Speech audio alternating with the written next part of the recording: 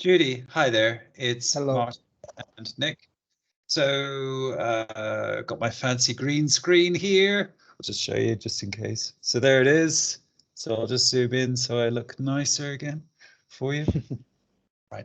So what we're going to do is do a thorough assessment of Green Lane. Now, I think this is the first one we've done for you. So we might go into a little more detail than usual, just to do some more explainers and help you understand how a lot of stuff fits together, as it were.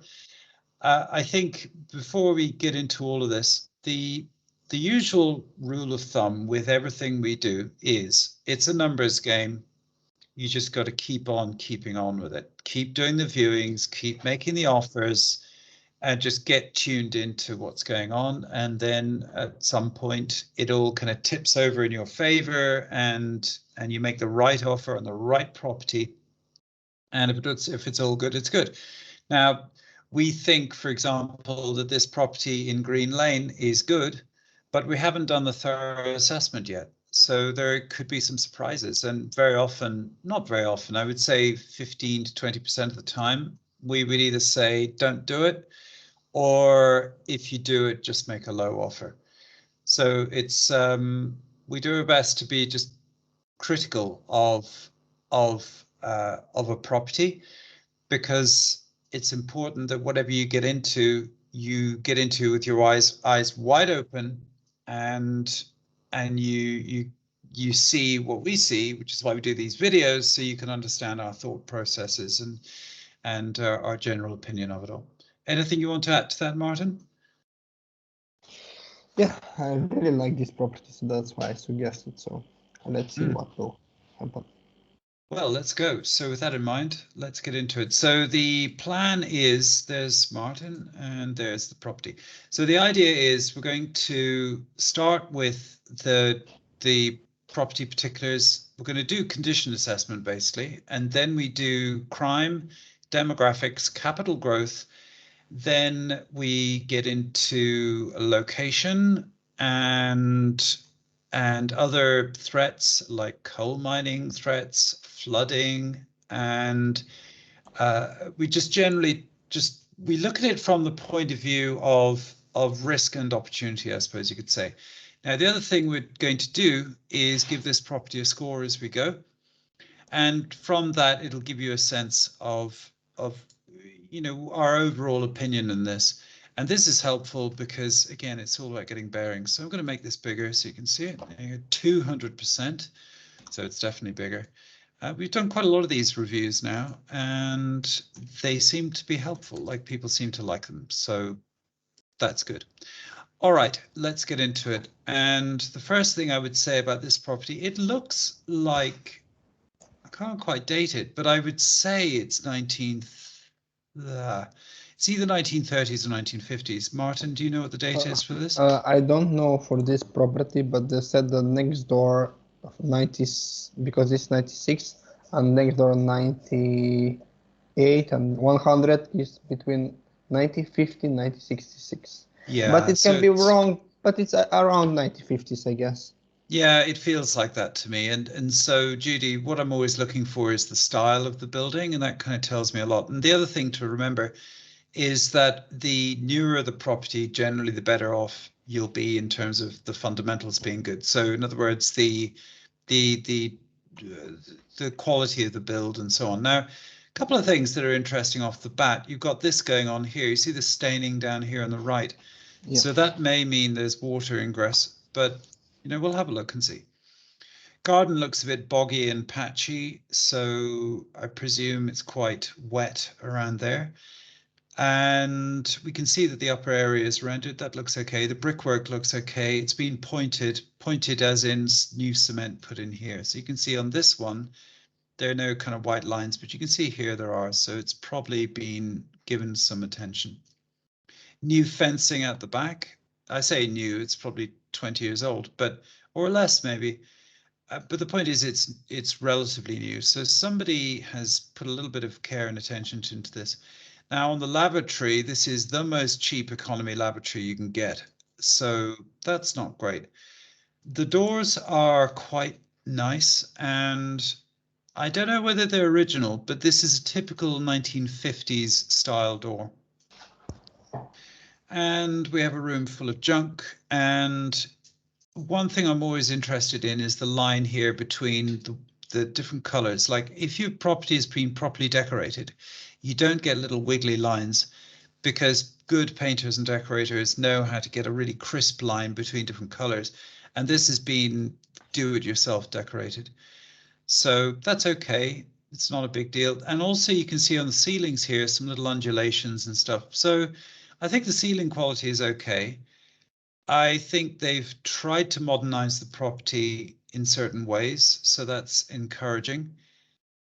I don't see any major issues so far. Yeah.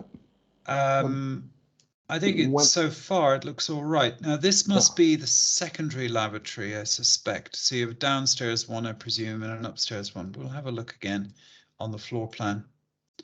So downstairs all looks quite good, and it's quite crisp and it's quite well done. But you know, the reason we have the viewings is to just get more detail.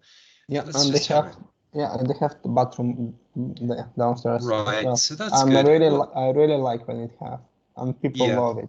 So yeah, it's a benefit for sure. And it's so the issue here, by the way, in bedroom 3 is that in order to have the headroom for the staircase, you have to box this area out. What that means is that unless this room is, well, it's just about wide enough, it's just about wide enough to take a single bed at 1.96 meters wide. It's really close, but I think you would squeeze a single bed in here, and thus this would be a usable bedroom. Sometimes this room isn't even wide enough to do that, and therefore you don't have a viable bedroom. All right, let's have a look at the Vuber stuff. So we'll start with the pictures, and what have we got here? The streetscape. Reasonably nice cars. Parking is okay. It have private parking on this in the garden, so for 2 cars. Okay, well that is good actually. At least one. Good. Yeah, so this is it's very interesting how this owner has put a little bit of extra money, or somebody has in the lifetime of this property, into decent double glazing. Like this cost money. Somebody spent money, and I assume this is their car. It's a 2017 vehicle, so it's probably on lease. Knew that would be a £30,000 car, so they got a couple of extra pounds, and they put a little bit of extra money into the property itself. But this backyard is a bit of a mess. The carpeting is okay. And let's have a look at some of the videos and see what they look like. Oh, let's get it over here. When I do the assessment, I think around 2,600 it will need for renovation, but maybe it will need a little bit more, but we'll see. Well, let's have a look. So that's the nice front door. It's a bit kind of a little bit car sicky, but anyway, hopefully it'll settle down a bit. Yeah, so this is interesting in that this cornicing. So generally speaking, in Victorian houses, if you see this, it means the plaster has been, the ceilings have been redone, but this would be plasterboard from the get-go. In other words, it was constructed using plasterboard instead of plaster and lath because it's from the 1950s. So that means things like the ceilings and the stud walls are all nice and flat, which is good. A little bit of condensation in the corner, but I'm not concerned about that. Mold, should I say, but that's because of condensation in the corner. You know, it's just a typical damp spot. But I wouldn't be afraid about damp in this property yet. I haven't seen anything to tell me that there is any damp. And I think this is the critical thing about property. Arguably, damp is easy enough to sort out, but it's just extra hassle. And it's just one other thing. So roofs, quality of the roof. If the roof needs replacing, that's a serious problem. If there are damp issues, it's a problem. It's more of a time issue because it takes ages to sort damp out. A roof said that it's 150 millimeters insulation, so it should be good. There's some more mold in the corner there. Not a real problem. And moving on. So quite nice vinyl flooring, nice. You know, they've obviously spent a few pounds on this place, and they care about the quality of presentation. Okay, so we've got a fuse board. Is that good enough? I don't know. It has to meet certain modern standards and all that. I think it's okay, but it's look like it's, but we don't know, as you said. My guess is it is okay. So there's the downstairs loo, all very basic, no signs of damp, nicely done. It needs a bit of painting and decorating, but so far so good. And did you notice that they left the window open? Now that's a sensible thing. In bathrooms and lavatories, you should always like let it ventilate, but sometimes people don't, and you get a lot of mold and kind of damp stains around the place. And it's just important to work out whether the room was never properly ventilated or whether there was a damp issue. Now, the other thing that's interesting is, of course, it's cavity brick. There's an EPC for this, isn't there? Do you know what the EPC is looking like? Okay, great. So we'll get into that in a minute. In fact, when we finish, can we jump over to you and just go through the EPC? Yes, and after we go, and after we'll go over the. Yeah, so if once we do the videos, can we do the EPC? So I just want to flag up a few things, because an EPCC property probably means they've got insulation in the walls. Can you just double check and see if that's the case? Cavity wall, fillet cavity. So. Yeah, great. Okay, so it's got insulation in the cavity. That's really good. So this is an owner who's put money where it really matters. And that's just great news, actually. Little bit of, okay, here's what I was talking about. So if you go up here, I'll just pause. Do you remember I said people not leaving the windows open, condensation, etc.? Now, if I go stop, there, do you see the way it's slightly dark here in this top area? Classic, condensation. I'm not too worried about it because I don't think it's a leaking roof. I just think it needs painting and decorating, and they should leave the window open at all times to let the air through. So overall, fine so far.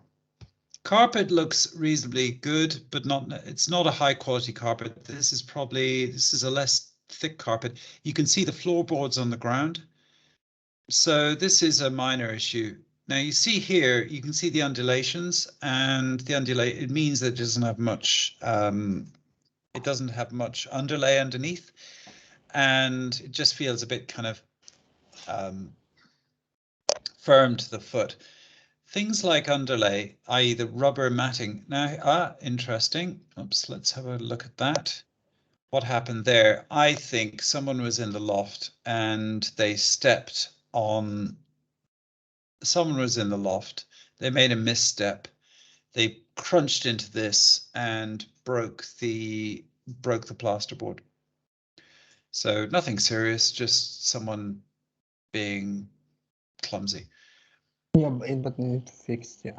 Yeah, it needs sorting out. But again, it's plasterboard, so it's fundamentally, it's much in. If it was plaster and lath, it would be a problem. Because then you get into, okay, I've got to fix that bit, now I've got to fix the next bit and all of that. But plasterboard, you just chop out the bad stuff, put in the good stuff. Same story here, you know, it's more plasterboard, it's nice finish. Yeah, Chalk can do that easily, so. Yeah, it's all straightforward. So far, there's really very little to say. Okay, I don't like boilers in the bedroom, I must say, but at least it's in a cupboard, stashed away, and if it does emit carbon monoxide, well, you know, it's in a cupboard, so it shouldn't spread, and you'd have a carbon monoxide alarm in there. The question is, does that thing make noise? There's your condensation, bit of damp in the corner. Whoever sleeps in this room doesn't leave the window open, and that's why you've got damp there. So it's not serious damp, it's just annoying because of a lack of ventilation. For what it's worth, what we do is I always ask my kids, please close the doors and leave your windows open just to let everything breathe. Yeah, you can see how they fit the bed. Yeah, so they've got a bunk in there, and then they've got the box. Yeah. So you can That's fit one the bed. way. Yeah. Yeah. You can That's a sit attached. children's bed, and so that's one way of doing it. Or you could do it so the bed is sideways, but that's fine. Yeah. So Or people can use it as a second study room or so. So let's. Okay, this is the last I'm nearly one. there. This is just Okay, I just want to see. outside. Okay, the black. What's pleasing, what's good is that I don't see any damp issues upstairs from whatever that was, so that's good. The road looks Decent nice. The road. houses Sorry? around houses looks nice as well. Yeah. Maybe It's some all- of them are ex-social house, but doesn't matter. The neighborhood is quite good. So Yes. So okay. So all right, that's where we're at there. Over to you, Mart. yeah, I will go. I will share my screen and I will talk about the EPC. The EPC 73 for old house, EPC 73, and see it's It's like very rare. good, isn't it? Yeah, it's rare, and so that means it's amazing. So basically, the construction of the property and it should be nice. EPC is not about that, but this shows you how good is the house. So basically, the wall is good, roof is good. Usually, always the wall will be poor or average, or also the roof. But this is good. So windows is good. Everything basically is good with the property. I don't see like, I don't see any issues. Like if you want to make it be what you need to do, because they don't know if they have floor insulation. So if you want to do solar, basically usually they always have like low lighting, or they have to change the boiler, or then you need to change the roof, or you need to change add a better walls insulation on the wall. So yeah, this property should be really good. And when I said about the year, because this 98 is built between this year and 100 is same. So It's actually quite a good period for British architecture because houses were reasonably solidly built and building regulations were reasonably good. So there weren't any damp issues, things like that. There mostly yeah, aren't any damp issues with these kind you of can see houses. here is the Yeah. dump. There's your breathing, your ventilation brick. Yeah, so I liked it. So basically, I don't see like any issues here. So this is 2021, and I will back in 2012, back in time in the year. So the roof looks the same. Still have this black. Who knows why is that? So I don't see. If it was damp, they will sort it out. They will not let it for 13 years here on the wall. And So I don't actually, see. if you look at the double glazing in the old picture, they've Yeah, replaced it. Because yeah. if you So can this is the. see, there's kind of hazing from condensation. So they had bad double glazing in that property, and they've replaced that in the Okay. last 10 years, which is really good. So in 2015, you can see this window is here, and 2012, you can see the windows is here. So basically, between 2012 and between 2015, they changed the windows and the doors. And you can see in 2021, no, they didn't. Yeah, still the same. So that shows that property, they care about the property. So that's really good. Now, when we talk about, yeah, it's the size is nice garden. It's, yeah, you just need to sort it out a little bit, the garden, but should be good. And the location, I just really like it. Next to the small ponds, a lot of green space around. What's that over to the, what's that, a graveyard? I think it is. Yes. Just here. So how far is it from the graveyard? Yeah. I think it just for what it's worth, graveyards kind of creep people out a bit, but only if it's right beside it. But this isn't. It's quite far away from the graveyard. Until here. So yeah, I think it will I not think be. if it was just on the left side, and those houses there, it would be a problem. But this isn't a problem. It's fine. Yeah, and also based on the location, I like the location because this is Middleton and it's not far away from, from central Middleton. It have buses, and yeah, it doesn't have really a small. It has small markets, but doesn't have really huge markets around. But the location is really quiet and nice. You have schools. You have some industrial places here, but not far away, so it will attract a lot of people, especially this pound. So, anyway, you have a lot of new builds here. So if you don't have any, it's not super quiet, but it's because that is a relatively main road, but it's a slow road, so it's a 30 mile an hour road. So there won't be much road noise. There will be a reasonable amount of traffic going down that thing. So if you want to go to you can go for 16 minutes or with a car for 7 minutes. If you drive, even less if it doesn't have traffic jam, depends. So there's buses nearby and everything. That's good. People like that. Yeah. Is there bus lane? Sorry, can you just do the bus one, the public transport one? Yes, and I will go to Manchester, not to Middleton. To central Manchester.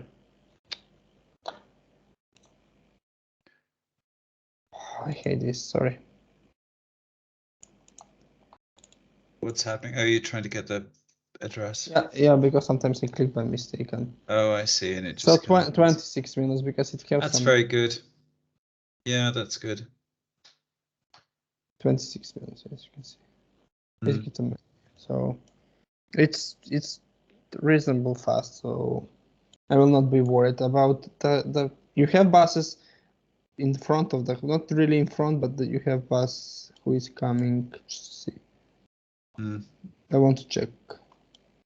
Here is the bus. It's not really far away, so that's what people who want to rent they care about. So they do, and they don't mind if the road is a little busier. They've got the parking and they've got the access to public transport, so it's very good like that. Yeah, and they've got access to those nice parks. Yeah, and I want to add that the property. This property was Green Lane. Yes, so basically the property is here.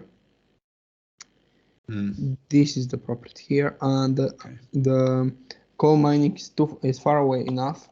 So basically, what I noticed, I'm not 100% sure.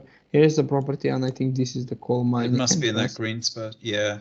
I think it's this one. Looks like. How interesting.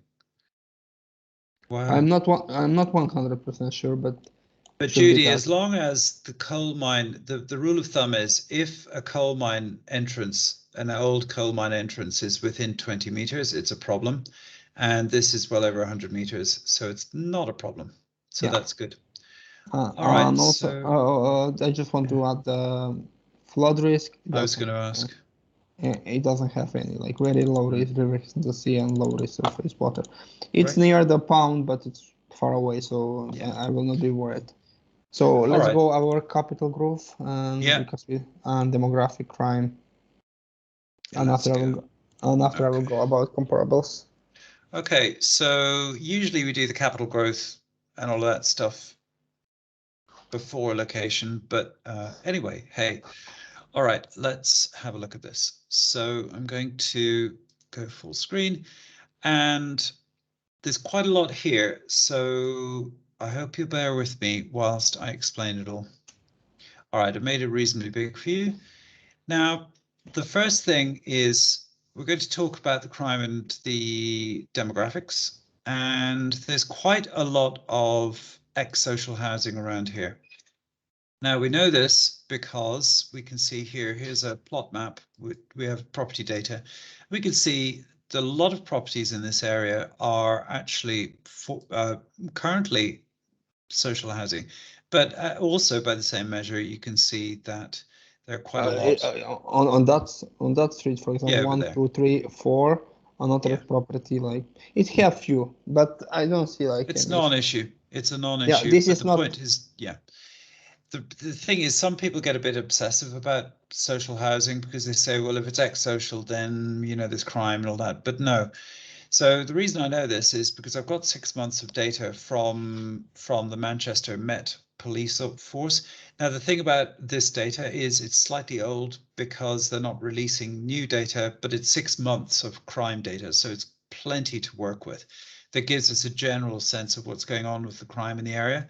And the answer is there's very little crime. So there's a little spot here where there's some action, but overall, it's probably to do with the pond. Yeah, usually so this would be pond. Yeah, this would be like kids hanging out, noise, antisocial behavior. Yeah, it's that kind of, it's just all of that, just stuff. But if you think about the area as a whole, it's actually doing all right.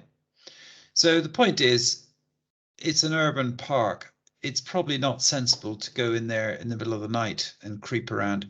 Now, to give you context, a bad area would have let's say, bad urban area where there's a lot going on, probably 30 crimes. So, you know, let's say 5 crimes every month. But this is relatively quiet. And in respect to demographics, so this area is better because it's private housing and it's got more kind of upper. So C1s would be senior managers. ABs would be like doctors and lawyers and company directors and so on. And here, for example, it's the less good part of town. You've got a lot more DEs, and these would be people who have insecure employment or whatever, contractors and the like. And they are, but this area is kind of moving towards the better part. So it's all right. And also the other thing to point out is it's from 2011, this data, but the weird thing about areas are that areas really don't change very much, but people change in areas. So if they get richer, they move up. If they get poorer, they move down. And one of the ways we can validate how the area is by the quality of the cars in the area. Because when people have spare money, beyond spending some spare money on their house, they spend some extra spare money on their cars. And if the cars are decent, then that tells you, okay, they've got some money and it's a decent area. Overall, this is all okay so far. The next thing is the capital growth. And what you'll notice is that down here, this number here represents inflation adjusted capital growth. So I'm going to give you some context on this. The what's the area again? The M24. Yeah, 2WF. Okay, so M24. Let's have a look and see. So the growth around here is extremely good. Now, to give you context on this, if I go M24, it's one of the strongest growing areas in the country right now. So that's good. So just to give you a higher level overview of how all this works. So this is house price affordability going way back to 1845. And each red arrow represents a peak in the market, a substantial peak. And what you notice is that there's a kind of rhythm to it. And these are market cycles. And this is the last peak as of 2008 here. So there have been 9 of these. Now, if you include this little one here, there would be 10. And this is First World War. So let's assume that everything was all over the place in World War I. But after World War II, there was a peak. Now, this is quite an important point, that after World War II, you would think that lots of dead soldiers, lack of demand, etc. But the inverse happened. Why? Because of inflation. And my guess is that we're already seeing more inflation, and I think we're going to see a big jump in the cost of housing relative to affordability. Anyway, the point is cycles happen, and they happen very consistently. And then the next question is, well, where are we now? And the answer is probably around here. So we're probably about a fifth or a quarter in. The market started to charge around a year ago in Manchester, and I think it's going to top out around 2026. Now, the other thing to remember is that capital growth is very, very patchy. So you have some areas where, I'm going to zoom out for you now, just to give you an overview. Some areas, so if you think of it like this, that everything in red is hot, everything in green is cool, i.e. hot market moving a lot. And what you'll notice is, yes, markets are moving, but not uniformly. Manchester is incredibly strong. Liverpool has little patches of really good, and Blackpool is not doing so well. Blackburn not doing so well. So not in a rising market, not every area is good. And in fact, lots of areas are not good in Manchester. So it's very important to look at everything kind of case by case, as it were. So let's make this big again so you can see where we're at. Okay, so markets are patchy, and then we're into the question, like, why is it so low here, but so high here, for example? And the answer is, I don't know, but we're going to find out. Firstly, I would say a lot of it is because A lot of there's probably a lot of social housing. Yeah. and they're not selling, so that's why. That's the important and you can point. see the crime is more bigger there than so. Yeah, it's just, I think what happens, a lot of this is to do with the type of housing, but overall, I would say people, sometimes I don't even know why, but the facts are telling me that growth is going up. So this is adjusting for inflation, by the way, and that's a very important point, that with capital growth, you're thinking about your increasing your wealth. That's the game you're in for capital growth. And therefore, for example, if we look at growth over the last 3 years at 31% in this area here, the question is, what about inflation? Well, the reality is that with inflation, once you adjust for it, it's actually slightly less, about a third less. So 31% nominal, 22% real. And so I prefer to look at the real growth in an area and then work from that. So what I think is going on here basically is that there probably isn't much in the way of number of sales, although funnily enough, I'm working on this data because I want to track this.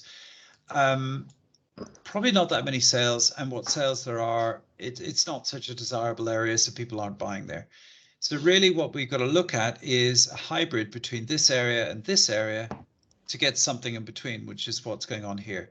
So there's a lot of social housing. Demographics aren't great around here. People aren't that interested in this area so much, but they prefer down here. So then if we start predicting how's this going to do in growth, the answer would be this area is very strong in the last upcycle. It crashed quite hard. It's 5% below the previous market high of 2008. So in other words, if we look at this again, not this last peak, 2008, the market is roughly at a similar kind of level to where it was last time when you adjust for inflation. So nominally, it will have gone up a whole load. So if we look at the price in 2008, 100,000, and 21, 133, but it's very important to adjust for inflation. So in real terms, accounting for, but you get the idea. So this is a strong capital growth area, and I'm broadly fairly optimistic about it. So in summary, so far, let's just do some scores on this. So condition, what are we going to give it on condition, Martin? I think it just needs painting and little bit fix on the. So we say 3.8, should we? Yeah, because it's not perfect. Yeah.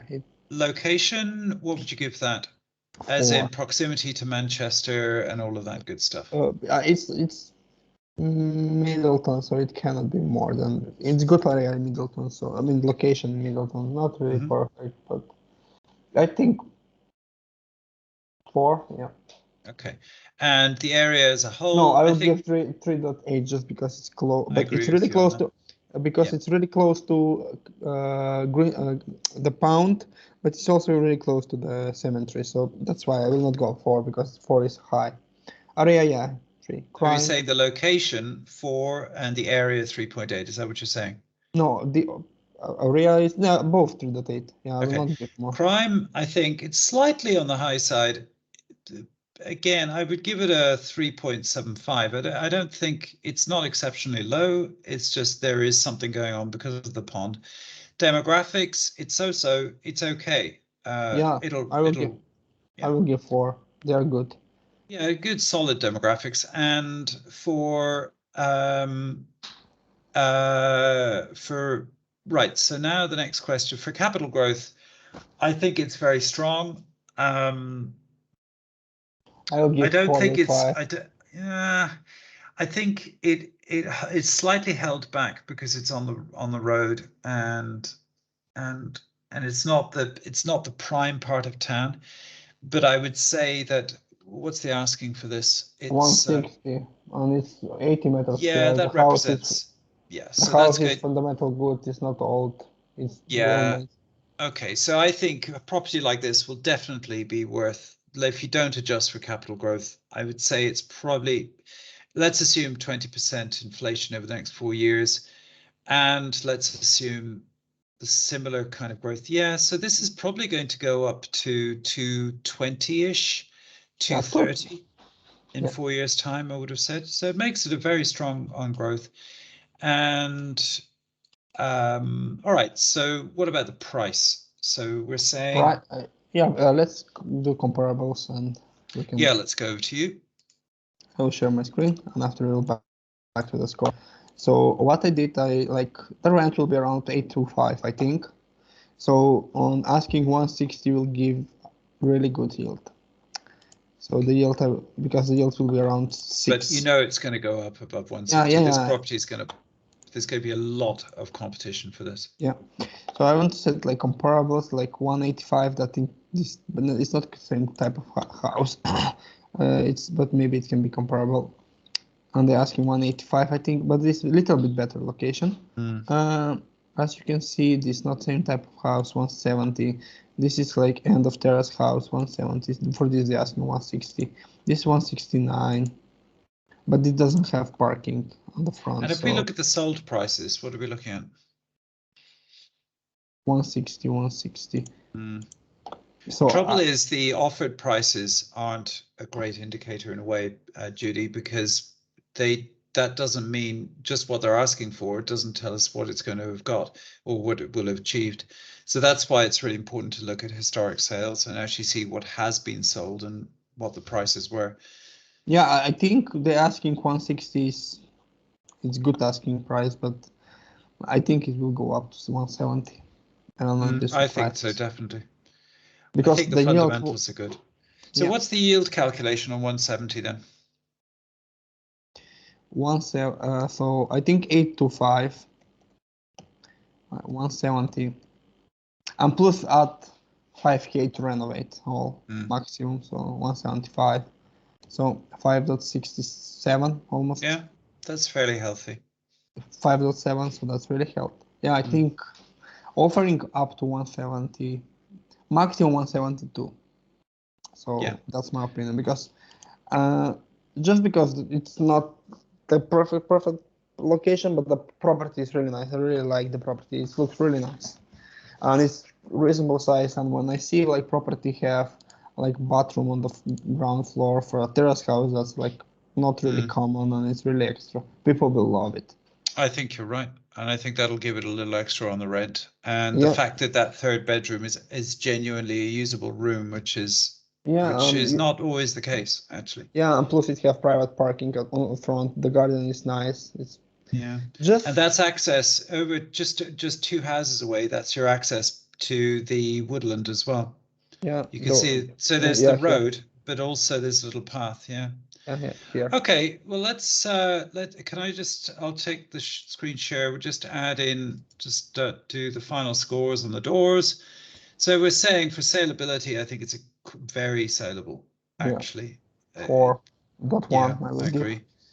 And for rentability, it's a 4 point. I think it'll fly. And I think, it will fly.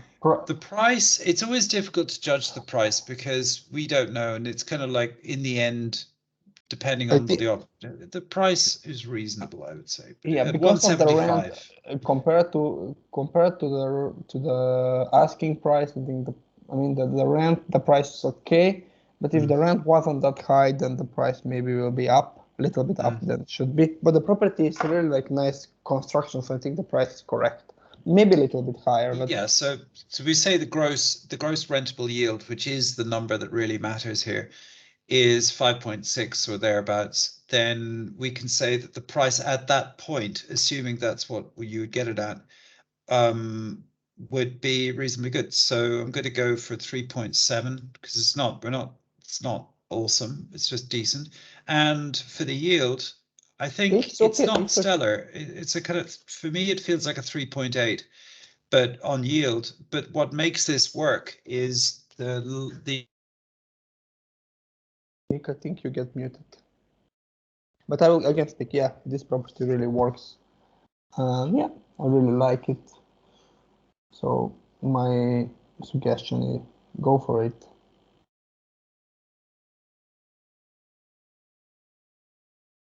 I cannot hear you. Yeah, sorry, Jody, about this. It's happened. So I just want to say that this property I really like it. It's really nice. So if you want to think go you're for back. it, yeah, Do you you hear are me? back. Yeah, I can hear you. Yeah. You was muted, not me. Yeah, no, it was my system playing up, so Okay. it was just going a bit Okay. bonkers. Sorry, Jody, about this. So let's do the final for the property. Yeah, so it took a while. Usually these.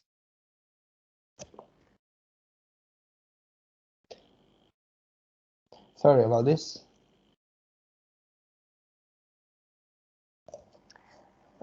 Just scroll like to 1 minute and just read the final.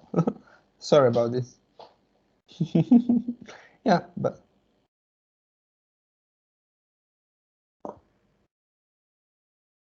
hello. I cannot hear you. Yeah, but I cannot hear you, Nick. Your microphone, I think your audio is not working. Maybe we can stop recording and we can do one short assessment for the final.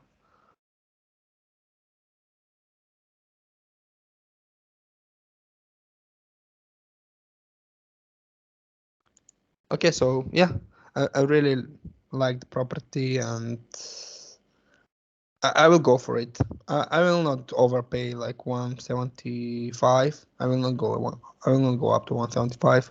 172 maximum. So, but we need to call the agent tomorrow and see how is the situation, and we're gonna see what kind of offer we want to send. So yeah, I think 167, 170. If you buy it, it will be a really good purchase. I will not overpay, of course. So yeah, let us know what you want to do next.